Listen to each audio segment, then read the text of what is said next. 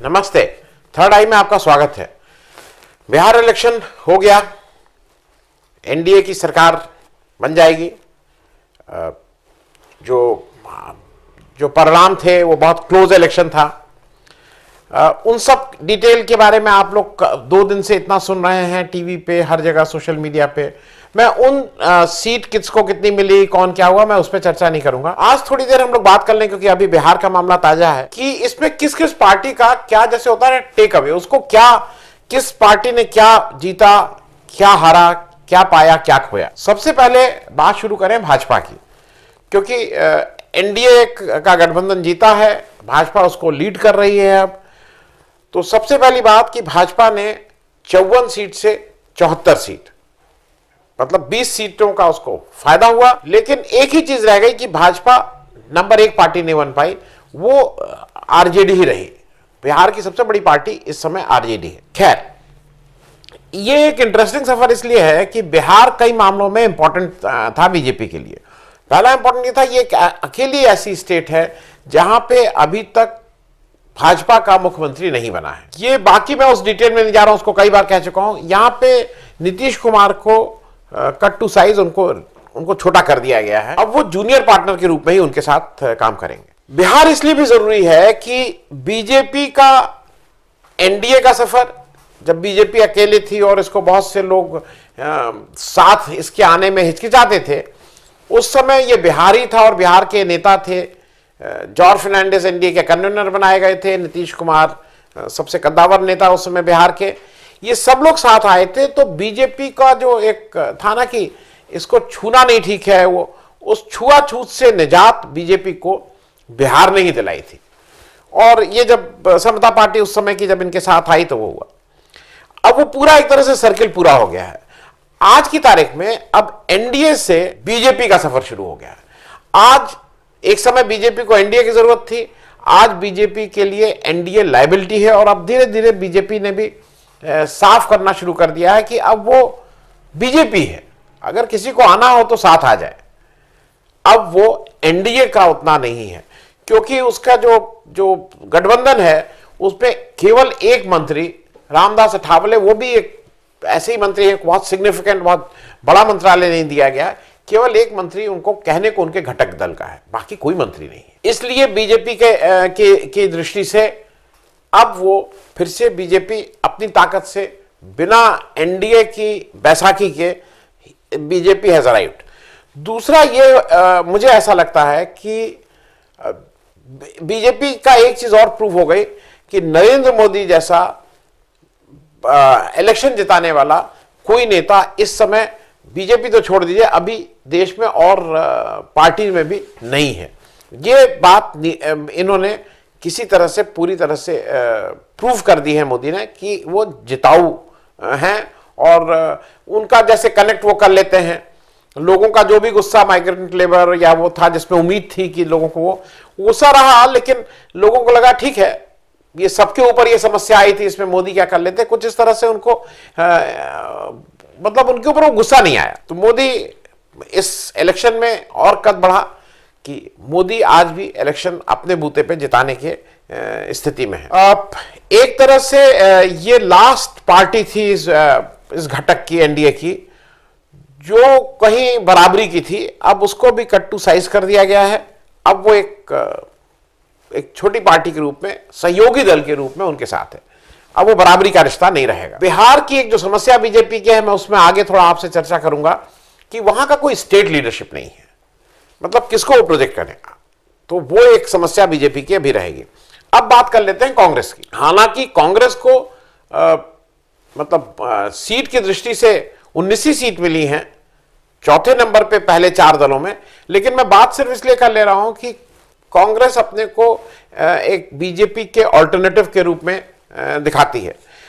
कांग्रेस को जो चीजें सीखनी होंगी आज भी, और वो सबसे बड़ी बात, उनको अलायंस में और में कैसे रहा जाता है, ये थोड़ा समझना होगा। और उनको बार बार अपने उस फ्रेम ऑफ माइंड से निकलना होगा कि मैं बहुत ताकतवर, मैं बहुत बड़ा, मैं 150-125 साल पुरानी, 150 साल पुरानी मेरी पार्टी, इस से बाहर निकलना होगा।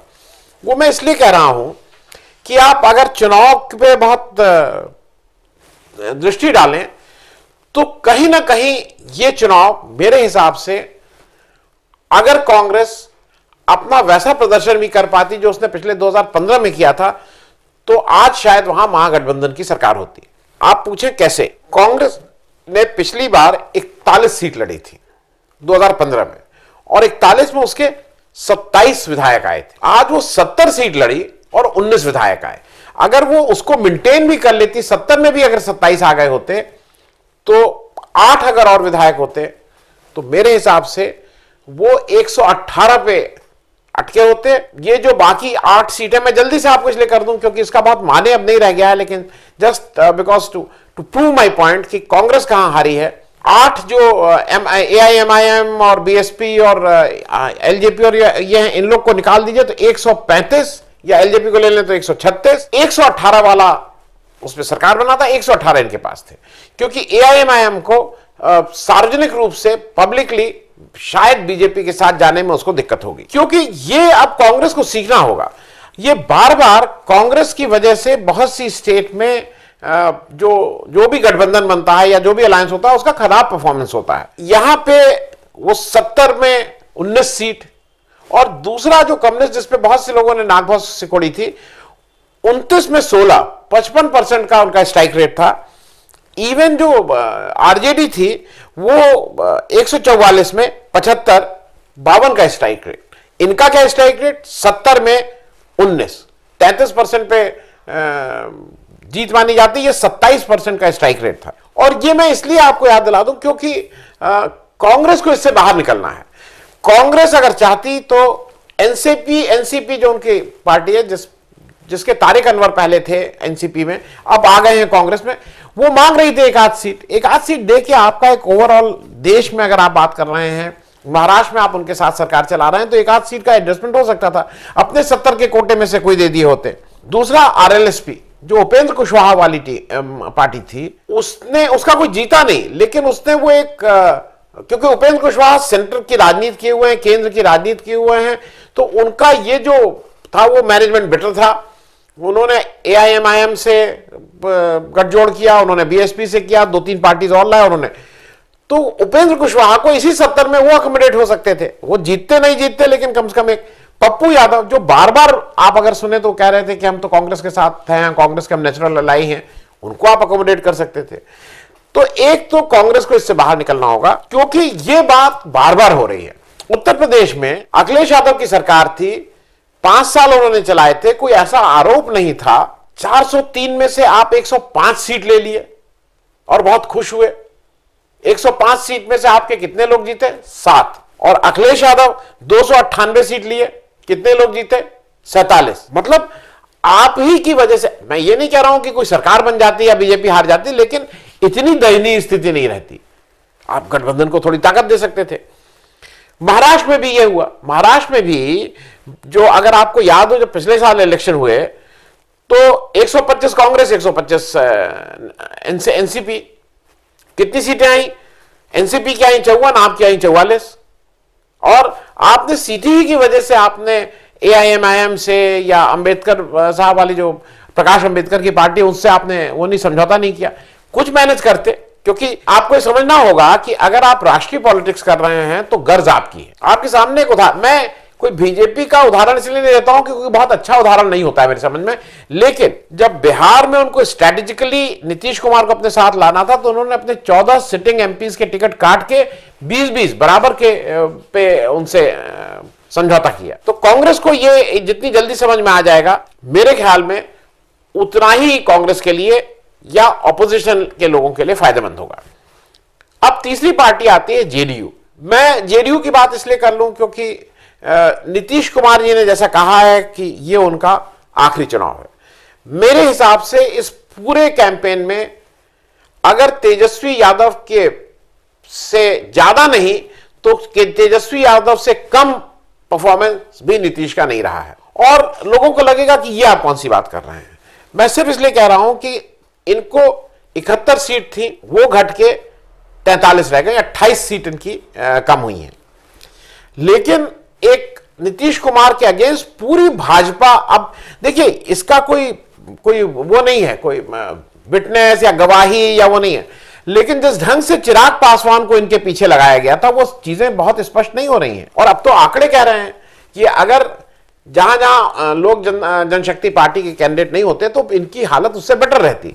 तो मैं सिर्फ इसको इसलिए कह रहा हूं कि नीतीश कुमार ने इतने ऑड्स के साथ, जहां एक तरफ वो बीजेपी का हॉस्टिलिटी भी झेल रहे थे, 15 साल का एंटी इनकम्बेंसी भी झेल रहे थे, उन्होंने अगर 43 सीटें लाए हैं तो मेरे हिसाब से he has done a very good job. लोगों को इसका मतलब उनका जो सुशासन है उसमें कहीं ना कहीं लोगों का भरोसा रहा है। क्योंकि एक चीज और है, अब दिक्कत क्या हो रही है कि जनता दल यू में नीतीश कुमार कितने दिन तक जूनियर पार्टनर बनके बीजेपी के साथ चल पाएंगे, ये एक सोचने वाली बात। नीतीश कुमार मतलब कहीं पे भी जूनियर पार्टनर के साथ वो बहुत कंफर्टेबल नहीं रहते हैं, क्योंकि जब वो आरजेडी में के साथ उन्होंने सरकार बनाई थी तो वहां आरजेडी का नंबर ज्यादा थे, कम संख्या होने के साथ वो चीफ मिनिस्टर थे और वो कहीं ना कहीं अनकंफर्टेबल उससे रहे थे। क्योंकि नीतीश जी जब कह रहे हैं कि वो नहीं करेंगे, तो नीतीश जी के बाद थोड़ा देर बात कर लेंगे, नीतीश जी के बाद जेडीयू का क्या होगा, क्योंकि अब जेडीयू के कुछ लोग नेचुरली बीजेपी की तरफ जाएंगे और कुछ लोग आरजेडी की तरफ जाएंगे। यही दो जगह हैं जहां पे अल्टीमेटली लोगों को जाना है पोस्ट नीतीश कुमार। एक संभावना से मैं इसलिए इनकार नहीं कर रहा हूं अभी, क्योंकि अभी एक लंबा समय चलने वाला है। नीतीश कुमार के ऊपर न ईडी, न सीबीआई, न कोई सेंट्रल गवर्नमेंट की जिस तरह की अभी आपने देखा ना एजेंसी जैसे वो लगा देते हैं पीछे फिर उनको तंग करते हैं, इस तरह का कोई पैकेज नहीं, उनको इस पे तंग नहीं किया जा सकता है। तो जब उनको इस पे तंग नहीं किया जा सकता है तो मेरे ख्याल में वो अपना निर्णय लेने के लिए आज स्वतंत्र हैं। तो मैं क्योंकि अगर बीजेपी उनके साथ बहुत ठीक से पेश नहीं आती है या कहीं ना कहीं उनको कट टू साइज करने की कोशिश करती है, तो नीतीश भी अपना रास्ता अलग चुनना भी सकते हैं, इसकी संभावना आज इनकार नहीं किया जा सकता है। अब इसके बड़े जो सबसे बड़े इस इलेक्शन के हीरो बन के उभरे हैं वो आरजेडी के तेजस्वी यादव हैं। वो मैं इसलिए कह रहा हूं क्योंकि तेजस्वी यादव ने इलेक्शन को सेट उन्होंने किया नैरेटिव, इलेक्शन किस पे मुद्दों पे लड़ा जाएगा, सामाजिक से अब आर्थिक मुद्दे पे कम से कम वो बात करने लगे। लोगों का कहना ये अभी भी वो चुकी हुई चीज बात नहीं है, तेजस्वी एक बड़े लीडर के रूप में उभरे हैं। और एक बात मैं इसलिए कह रहा हूं क्योंकि कई लोग कह रहे हैं कि नहीं जैसे अखिलेश यादव उत्तर प्रदेश में वैसे ही नहीं, एक तो अखिलेश से बहुत छोटे हैं, दूसरा जब अखिलेश यादव उत्तर प्रदेश के मुख्यमंत्री बने थे उस समय पूरा मुलायम सिंह, वो 2012 का वो इलेक्शन मुलायम सिंह ये भी थे, ये भी दौड़ धूप कर रहे थे, लेकिन वो मुलायम सिंह का इलेक्शन था 2017 का। उम्मीद थी कि मुलायम सिंह बनेंगे, मुलायम सिंह ने इनको बनाया कि बेपटी के लड़के को।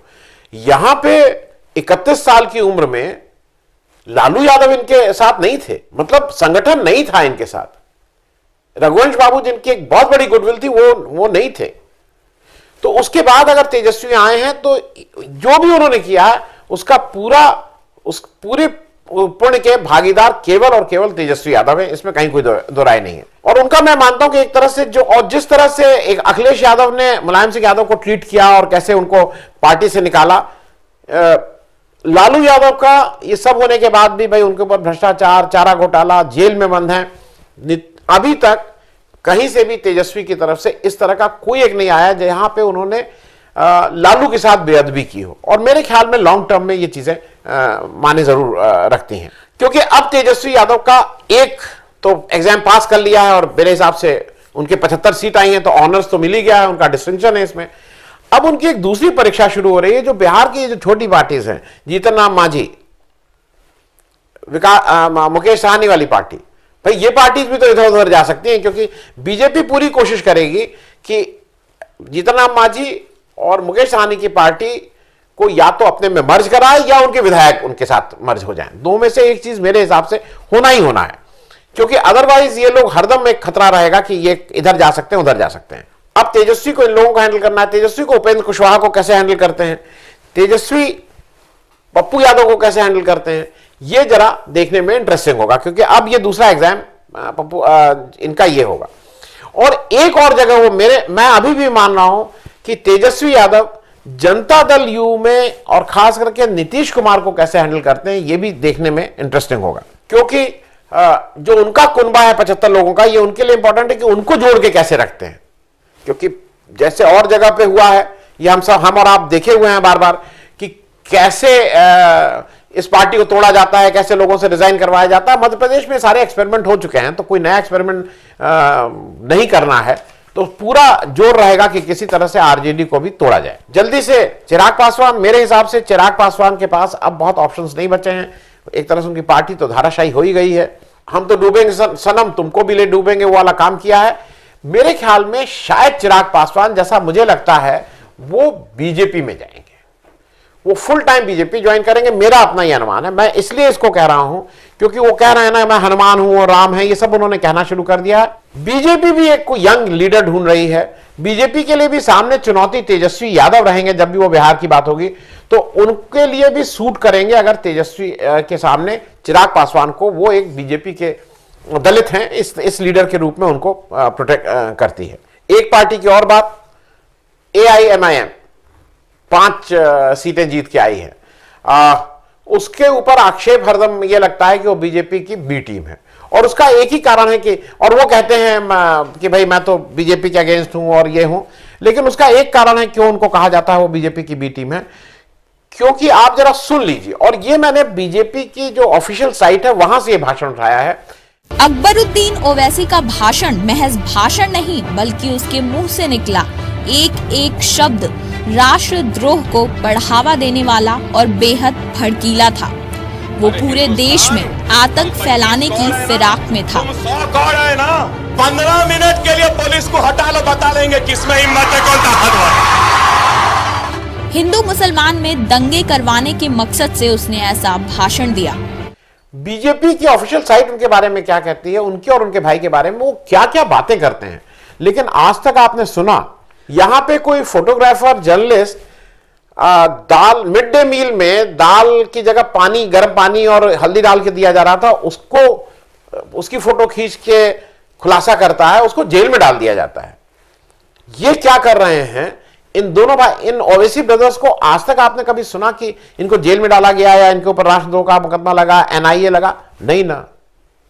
तो इसका मतलब कहीं ना कहीं ये सूट करता है जिस तरह की पॉलिटिक्स ये करते हैं।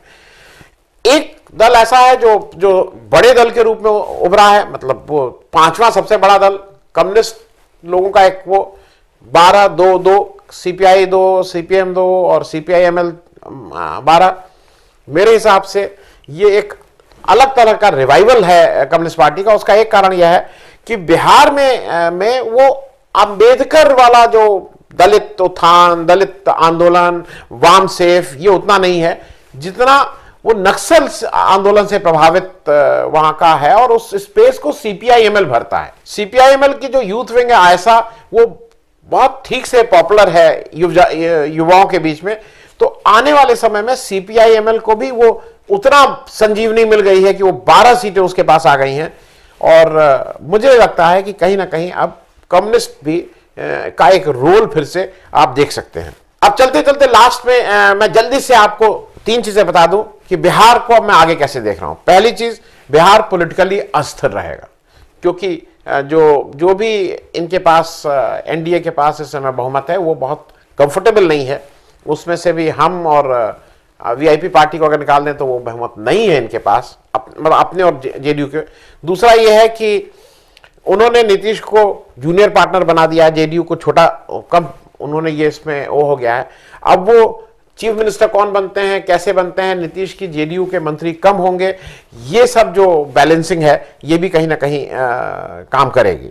और एक बीजेपी में एक बहुत मेरे हिसाब से एक इंपॉर्टेंट चीज और हुई है, और वो बीजेपी का जो इंटरनल पावर स्ट्रगल है उसमें कहीं ना कहीं उसका वो मैसेज जाएगा। लोग कुछ कहें, अमित शाह बिहार इलेक्शन से नदारद रहे, पूरी तरह से मोदी जी ने अपने कंधे पे लेके उस पूरे इलेक्शन को लीड किया, जीत दिलाई, और वो जो JP नड्डा हैं वो वहां पे बिहार पे खूब जाने लगे। तो वो जो एक internal power struggle of BJP है, जो अभी तक देखता है कि मोदी प्लस अमित शाह, वो बिना अमित शाह के भी कुछ लोग जो भी बीजेपी में जिनको लगता है कि अमित शाह के आने की वजह से उनकी हैसियत कम हो गई है या उनको कम पूछा जा रहा है, उन लोगों को भी कहीं ना कहीं स्पेस मिल रहा है अपनी बात या अपनी शक्ति या अपनी बात फिर से कहने का। धन्यवाद। अगर आपको दी पब्लिक के कार्यक्रम पसंद आते हैं तो इन्हें लाइक करें, अगर आप इस वीडियो को YouTube पर देख रहे हैं तो चैनल को सब्सक्राइब करें, और अगर आप इसे Facebook पर देख रहे हैं तो दी पब्लिक के पेज को लाइक करें। अगर आप चाहते हैं कि हम निष्पक्ष पत्रकारिता को जारी रखते हुए आपसे जुड़े मुद्दों पर सवाल उठाते रहें तो हमें सहयोग करें। आपका छोटा से छोटा सहयोग भी इस मुहिम को जारी रखने में हमें ताकत देगा। डोनेट करने के लिए डिटेल्स जो हैं वो डिस्क्रिप्शन बॉक्स में दी गई हैं। धन्यवाद।